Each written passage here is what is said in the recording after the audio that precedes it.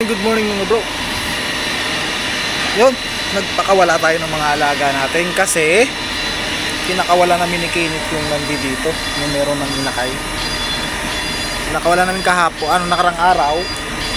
Kahapon, rumonda yung hen, pero hindi bumaba.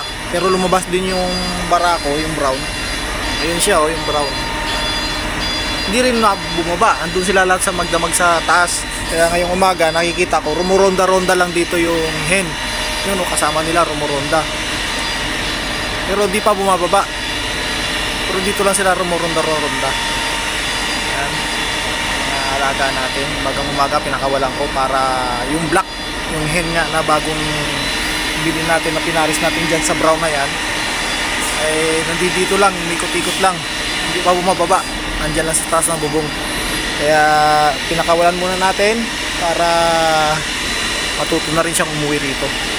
Pero kagabi nandiyan lang, nakikita ko sa bubungan. Hindi nga lang sila bumababa.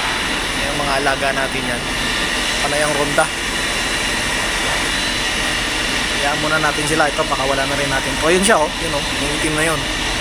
So yun, pakawalan din natin itong isang itim para labas na, para makapag ronda na rin. Ayaw lumabas. Labas na, basta bilis. Ayaw lumabas. Kaloko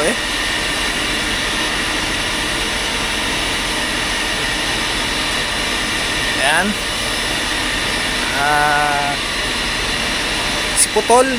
Ayan si Putol, nakadungaw, medyo malakas-lakas na si Putol, kumakain na. Lakasin pa natin siya pag siya ay nakakatayo na ng maganda. Susubukan na rin natin siya pakawalan para maparis dyan sa itim na yan. Ayaw naman lumabas nito, kaya sarado na lang natin. Ayan ka na lang sa loob.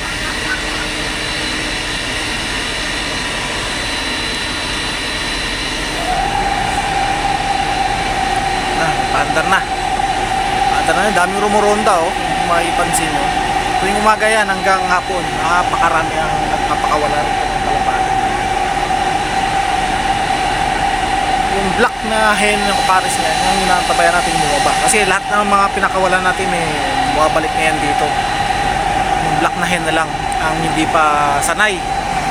Pero dati yung mga ito, nung napakawalan din namin to, siguro mga ilang araw din bago nakabalik.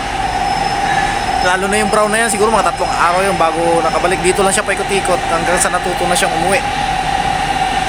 Gayon din yung iba. Yung iba nga umabot ng 1 linggo. Kasi sa dami ng mga kalapati rito,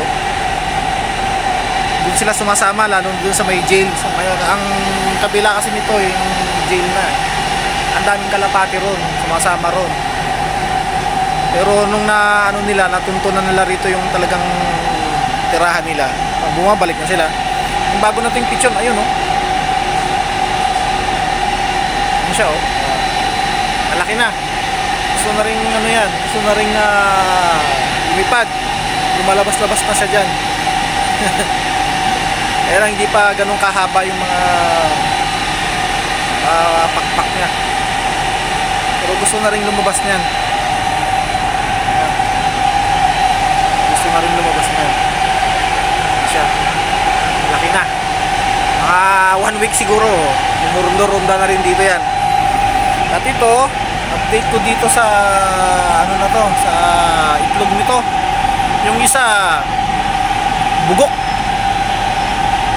Inilawan namin kagabi ni Kenneth, medyo bugok, kaya hiniwalayan lang namin kaysa naman kaysa naman matawag dito, mapisa sa kanila, madamay pa yung isa. Kaya tinanggal na lang namin. At yun, naglilimlim na rin yun. Isa natin dyan, meron tayong naglilimlim dyan. Ito may nakay, kaso hindi pa napapakain ng mga magulang kasi nasa taas, hindi pa bumababa. Silipin natin yung inakay para yun malaki na siya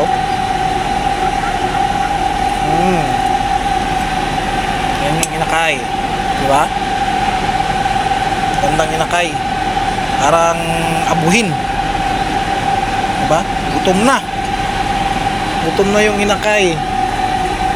Diyan ka lang muna, ha?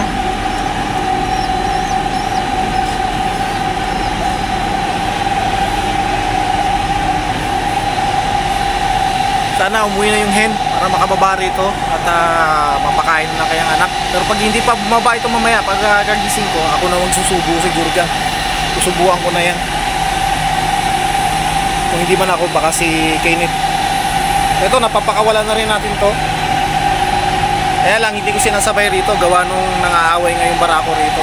So, tignan natin.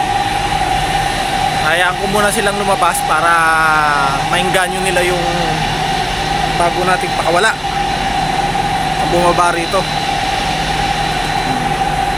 Yung brown natin na Homer. So yan na muna ang update natin. At